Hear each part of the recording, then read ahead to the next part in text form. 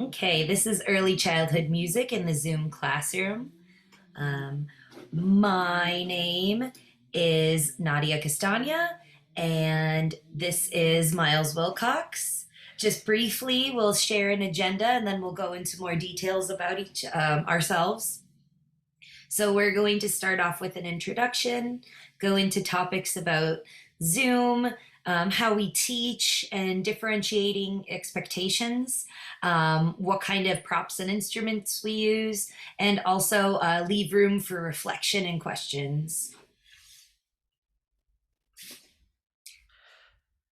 So I am Miles Wilcox. I have been teaching at the Berklee Institute for Arts Education and Special Needs Saturday program since 2015, and I am also currently a K through 5 general music and band and orchestra teacher in the Newton Public Schools, and I am a string specialist. Oh my goodness. My name is Nadia Castagna, and I've also been working at the Berklee Institute for 5 years. We started together. I work at the New England Center for Children in Southborough, Massachusetts, supporting students with moderate to severe disabilities, and also at Berklee teaching in various programs along with Miles. So Nadia and I teach together a program that's called Music Class for Young Children, and it is a music and movement class for children ages 3 usually to 9, but we have had exceptions on both ends of the spectrum. We have small classes. We're lucky enough to co-teach all our classes. So we have 2 teachers with several students, no more than 8, I think we've had at a time. Which is really great to have that individualized attention with students. Our class is approximately 45 minutes long. We do a bunch of activities that we're gonna show you and talk to you about, and we really mix up the activities. So every 5 to 8 minutes, we've got a new activity going on. And because the kids, we like to keep them physically engaged, we are standing and sitting and alternating with those standing and sitting about every 5 to 8 minutes. So we use a combination of different music education theories. Miles is trained in Delcroze, level 1, Miles. And Correct. I found Orff she'll work through some of my classes to be very beneficial for the students that I worked with. And Miles and I both get trained in early childhood using the Gordon theory for music learning. So let me kind of go on to the structure of our class.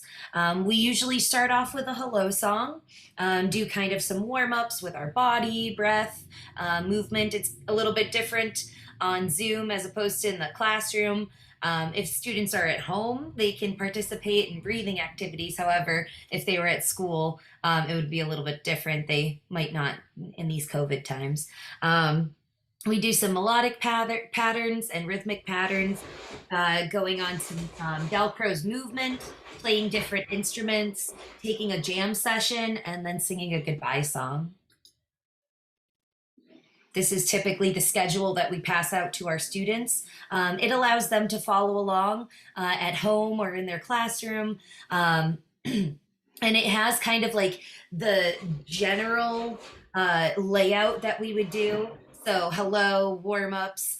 We've put in different song titles that we usually do, but a generic one that we would pass out would just have like singing activity, and then parents could write in or students could write in the songs that we do during class.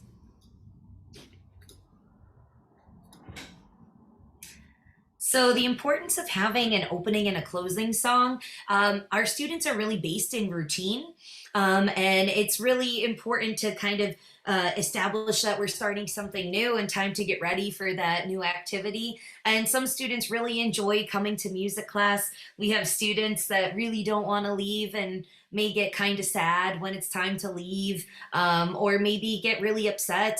And it's kind of a way for to promote a little bit of closure to the end of class. Like, all right, here we go, we're starting, and this is how we're ending, and we're all going to come together and kind of have a cool down and end together. All of our students are diagnosed with some disability, and a lot of our students have autism. And so, especially sticking to the schedules and routines is very beneficial. When we are on Zoom, and I'm sure many people who have used Zoom know about this, we need to focus very heavily on the mute button. So, especially when there's eight children with their parents in the background, with siblings in the background, we can't have the same kind of all group sing along that we used to have in person. We focus on one echoing, and we usually will do one final pitch together at the very end of a song or at the end of the class where everyone unmutes. But again, just for one note at the very end. There's a lot of feedback that you can get, just from the room and background noise when kids are unmuted. So we actually go through procedures. And even our youngest students with the highest support needs understand that when it's their turn, they unmute, and when it's not their turn, they remute. I think the only other time that we allow everyone to unmute is when we sing happy birthday. Partly because it's super funny because everyone's singing at different times, and partly because it's really nice to have that community with their friends and their classmates. We have some amazing students in our classes, and one thing we would like to emphasize is not to underestimate any of your students' abilities. We have students who have come to us with no prior musical engagement, but they can match pitch immediately, and they're very engaged. And we had one student who has emerged as a sort of leader in the class. And because his oral skills are really highly developed, we get to use him as an example amongst his peers. And even though he's more developed in that respect over his classmates, he still really has a fun time in the class, and it's a good experience for everyone to have kids of different abilities and different levels in the same class. So we use a topic that's talked about mainly in the Gordon music learning theory called structured informal guidance. Structured informal guidance is it's appropriate for students in any age in the stage of preparatory audiation. Students that are not past the musical babble stage, and we kind of learn music the same way that we learn language. So we all kind of start out with this musical babble, or if we're learning a language, maybe just babble without the musical part. And it's kind of like the part before formal music instruction, where it's kind of experiential learning, and a teacher doesn't necessarily plan there's no specific response for the student, but the teacher will plan kind of like a response first, and doesn't expect a response in return. So in Gordon music learning theory, he emphasizes that the potential to learn is never greater than at the moment of birth. So when kids are born, that is when they are soaking up the most information. And so that's why having an early childhood music education is really important, because these kids' brains are growing at the fastest speed that they're going to be growing at. And if the word audiation was new to you, that's just the ability to hear and comprehend music inside of your mind. So the ability to hear music and think it and process it in your mind, and that's a big foundation of musicianship. Because if you don't have that skill, then you can't progress on to more complicated musical experiences. So just like we had talked about before, learning music is kind of the same as learning language. These are a little bit of a parallel. On the right-hand side is learning music. Left-hand side is learning a language. We all start out with listening. We all start out with like speaking or performing, and graduate into audiating. So thinking about it first, just like Miles had described, which is kind of similar to improvising. In a language, we would have thinking and conversing. Like if you're listening to somebody, you're also thinking about the conversation that you're having and processing it back with a response. And then later on, even when you're older, like 7, 8, we're starting to learn how to read and write. And similarly in language, that's one of the last things that you learn, reading and writing. So our students in our classes are of very, very different abilities and support needs, and every one of our students is totally unique. One thing that's great about our classes is that we do have it is a caretaker and me format. So kids are working with their parents at home, but we really try to make it the class equitable for each student, meaning that each student gets what they needs, not necessarily that every student is getting the same thing. Another great thing about having a co-teacher like Nadia is that we can be simultaneously teaching and observing the students at the same time. So we're always constantly reevaluating what our students are able to do and what our students are responding, or how our students are responding to us, so that we can best match their needs at any given moment. When we're on Zoom, we have adapted because of the format. The Zoom format means that you don't have as much access to what your student is giving back to you, right? The kids are muted a lot of the time, so we do unfortunately miss a lot of things.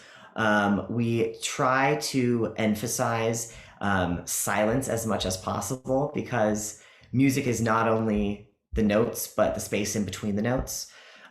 So we try to leave plenty of time for responses. That does lead us to a little bit of a Dora the Explorer moment, where we ask a question and then wait in silence. And then we have to congratulate them on giving the right answer, even if we don't know if they've gotten the right answer or not. So, but we know that when there's learning and listening happening during the classes, even if they're not responding, that they are still processing this learning outside of class time. So we've always heard from our parents, oh, my kid is singing your songs every day at home, and oh, it's so cute, they remember all the words, they're so smart, they remember how the song goes. And then they come to music class and they don't sing at all. Which is totally fine, right? Because they're still doing that music learning, and they're just expressing it in a different way. And they're just they're taking it in and they're processing it during our class. They have that absorption, and then they take it home, and once they've processed it, and release it. And we make sure that our classes are accessible to everybody, meaning we teach to the kids in front of us, and we provide supports in any ways that we can, like we'll go into in just a bit. So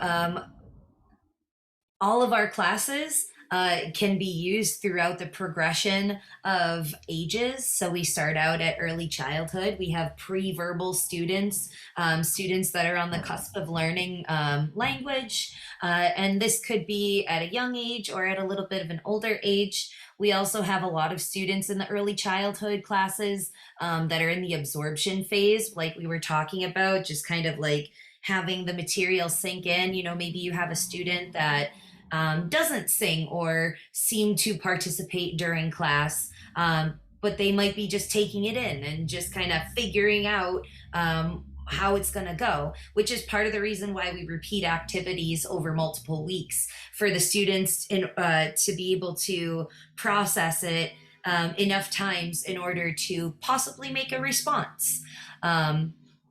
We provide multiple different access points. So we do like listening, moving, singing, being creative, having jam sessions, which take demands away from all of the students. It's kind of like a free play. I want to see what students are going to do.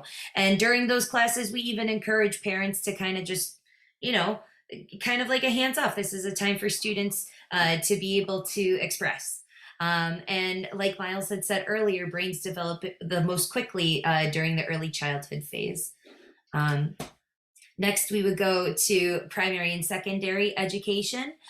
So diversity and levels get more pronounced. So students are starting to progress more in their ability for music, or maybe they might stay at more of a foundational stage. This is where you can start to introduce formal instruction into general music classes, and you might have move from group instruction to individual instruction if students are ready for that.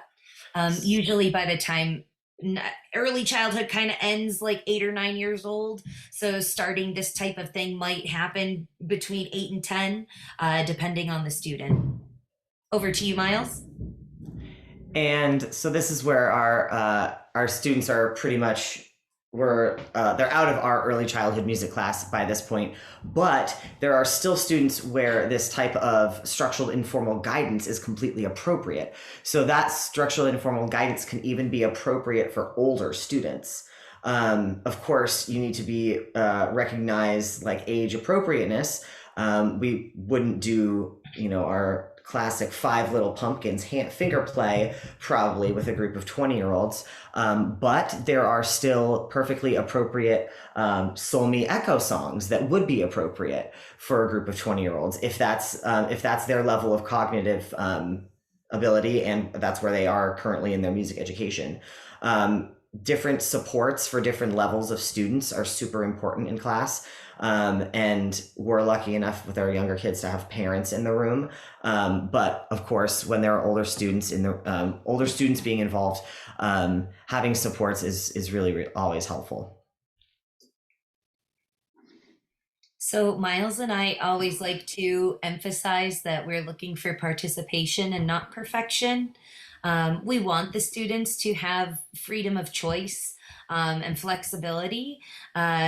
We usually communicate this with parents multiple times, or parents, teachers, staff, who's ever accompanying students to the class.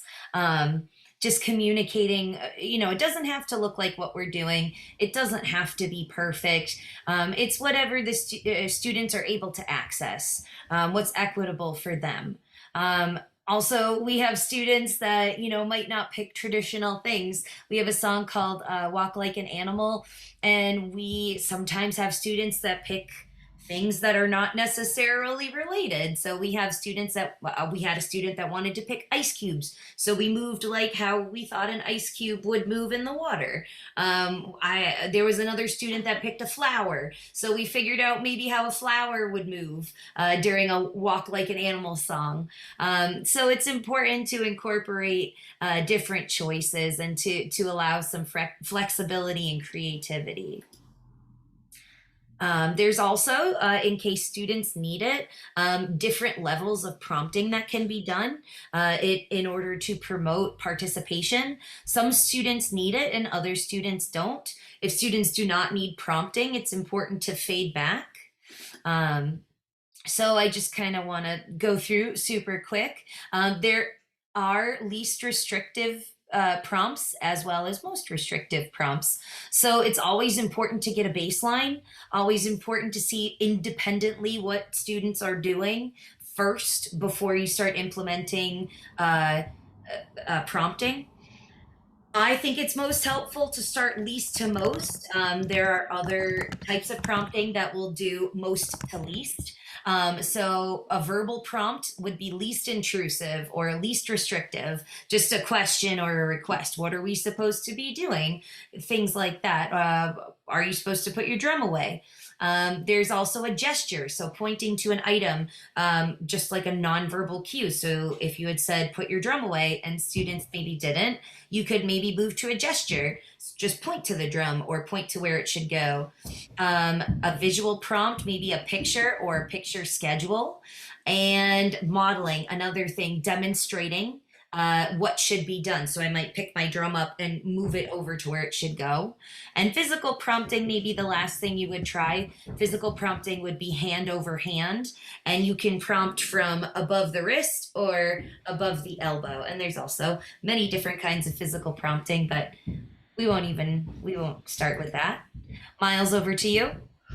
We just like to encourage all of our fellow colleagues to have a growth mindset, just believing that our students can and will make improvements over time. Even though we have had one student in our class for, I believe, 5 years now, and now he's been online with us for almost going on 2 years. He has made greater improvements since being online than he did in person, and being online has sort of encouraged a new openness in his singing, which has been very cool. So we have a lot of different ways that we perceive engagement in our classes. So we find that the eye contact, calm body engagement is a myth. It's not always a requirement for us, and we have kids that are engaging in all different physical spaces and all different physical ways.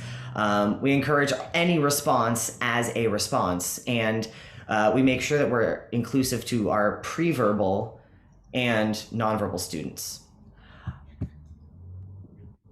We also use choice boards. This was primarily done when we were in person, but we still use the equivalent online. And we did these for when we were asking kids for their input in different choices for music suggestions.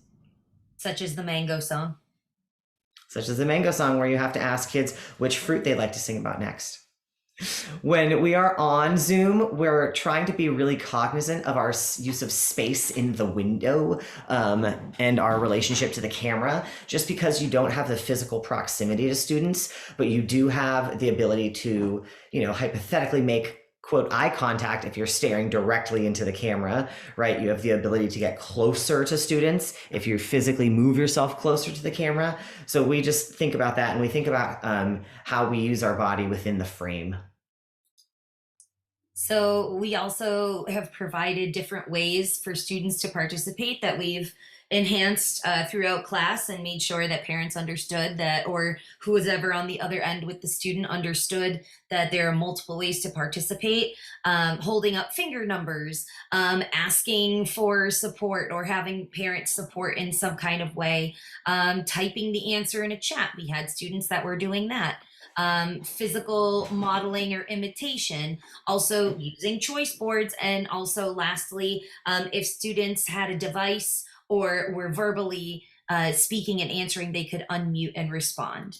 So we have about maybe like 10 seconds for this particular reflection. And what we're just going to do is we're going to be silent for 10 seconds while you reflect on the response that we're going to give. So we are asking that, if you have a diverse group of students, to identify the sound of a violin. Think about 2 ways that your students might respond to questions about their learning. What kind of ways, based on the students that you have, what kind of ways could you offer for students? 2 different ways that you could offer for students. So take 10 seconds and just reflect on that.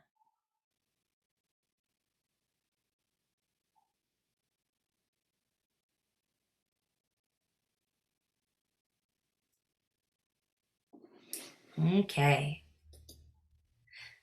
So this is just a small picture of what our class looks like with our students. Just a whole bunch of lovely faces. So Miles, over to you for this next part. Yep, so we in our classes offer a bunch of different support for our students. You can go to the next slide. Fantastic.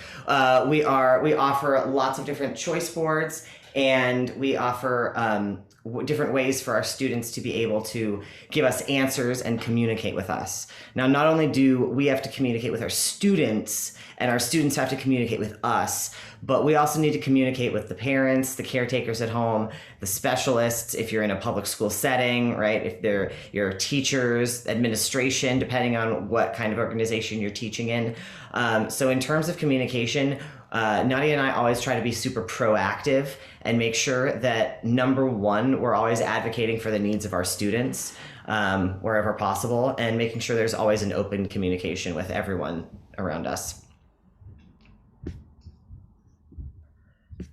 Would you like to tell one story, Nadia? This is about one of your piano students. Oh, yes. I do have a lovely student. Let me go back to our don't underestimate. I do have a lovely student that when they first joined our early childhood class, had a lot of different anxieties. And we found that over time, if we were very flexible, and we also kind of reduced demands. So didn't quite ask her to do things, but kind of maybe would ask slightly different questions. Like Miles would ask, what do you think Mr. Miles would want to shake during this song? And always Mr. Miles would pick his hair because his hair was always fun colors. So then this particular student would say, I think Mr. Miles would want to pick his hair. So we ended up finding different ways for that particular student to participate. And sometimes that means not asking them to do anything, which kind of seems like catch 22, but putting no demands on students actually can be a beneficial thing. And all of these things, all of the things that we've been talking about so far, just equal accessibility, just the way that a student can connect with the class and have equitable learning.